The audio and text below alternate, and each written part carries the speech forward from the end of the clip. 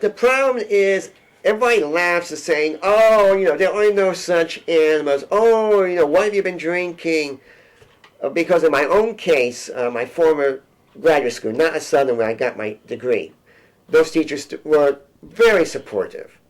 But at the other prior school, I literally had books slammed shut in my face for what I was doing. The field of cryptozoology, while justification can certainly be made, it still has the stigma of being chasing after mythological beasts of tabloid repute, and as such is always going to be marginalized because there are very few academic zoologists who are involved in the pursuit of those cryptids. Bigfoot? You folks know Bigfoot? A professor in Idaho says that Bigfoot really does exist. If you talk to these guys privately, they'd say, I find the case for Nessie pretty convincing. But professionally, it would be professional suicide, which is unfortunate, but that's the reality of the way the world works. Dennis Tucker sacrificed his career over the Loch Ness Monster. Jeff Meldrum was given a lot of flack quite recently. The reaction from my colleagues to this preoccupation with this subject, pursuit of this subject, has it spanned the entire gambit from enthusiastic support and encouragement and interest to calls for review of my tenure even, and everything in between, including ambivalence.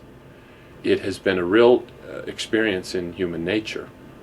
The scientific community is just as human as any other collection of people, and opinions and prejudices and biases rear their heads just as readily within the scientific community as any other group. If you're going to do something like this, people are going to identify you as the Bigfoot guy or the Loch Ness Monster lady or whatever it is because it's such a notable thing. Now, I think there are some negatives to that because people also identify ISU as Bigfoot University.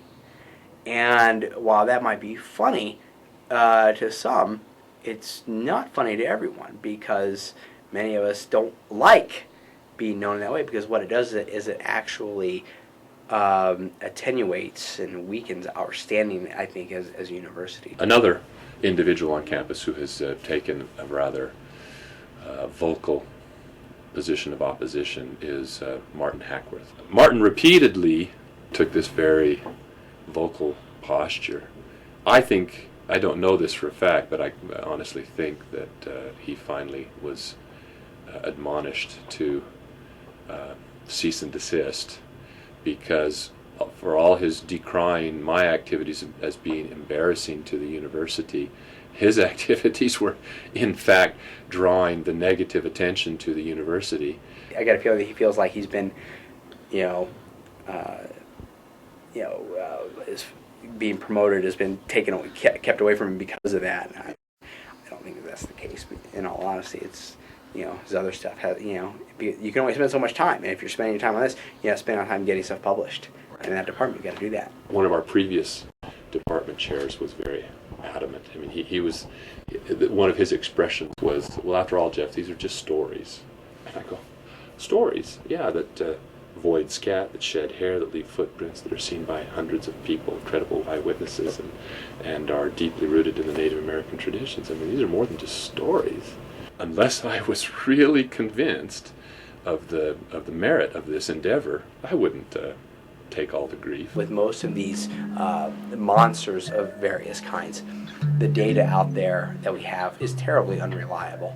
And so I think most scientists have come to the conclusion that it's just not a great use of time. Now, we could be wrong, and that's one of the great things about science is that it's perfectly reasonable to be wrong. It's just not a high probability thing. In fact, I think it's infinitesimally low. But I've been wrong before. There is paranoia in this field. And it's valid, yes. It isn't that, we think everybody's out to get us. I got my own hostility. I heard from Roy Macko the hostility he got. From Dr. George Krantz the hostility he got. Hoonermans what he had gotten. And Hoonermans was a god from Mount Olympus. And I heard what they had done to him. And he had some of the pioneering books done in his field. And they treated him like dirt. I'm still mad. One of my friends that I work on the show with, actually, this guy right here, my friend Derek, he is 100%, non-believer in any of this, thinks that it's complete bogus and makes fun of me every chance he gets.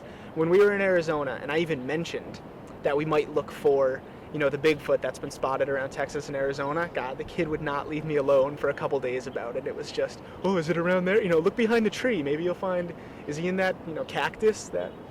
So you take a lot of crap for it. And that's where the skepticism comes in, because on your website, Matt, it says, here's the top 10 reasons, and I'll give you a few of them, that we don't have more pictures of Bigfoot. One is people in rural areas, they just don't really have cameras. There's confusion during the initial sightings. Sightings only last a few seconds, and your camera takes longer to focus than that. I mean, I feel like I'm kind of Letterman here reading these things. No. You got it wrong. It doesn't. We don't say that people in rural areas don't have cameras. We say people in rural areas don't carry cameras around with them wherever they go. Okay. And it says most Bigfoot researchers are armchair researchers. They don't really go out and look for these things. They just kind of hang out at home waiting for the Bigfoot to come to the house, I guess.